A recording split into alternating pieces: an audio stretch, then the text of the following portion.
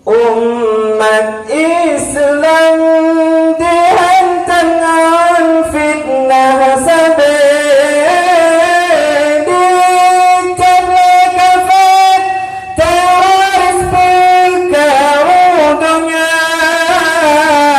padahal hana ngan bandung siasat kafir supaya hasil Islam juga dobelina.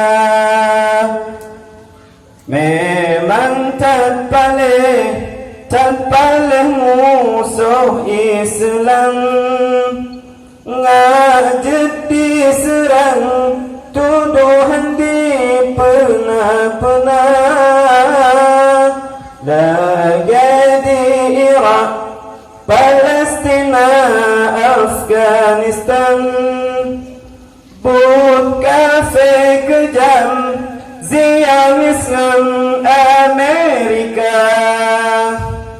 Sayang cukup tak sayang umat Islam, timur barat dihantam.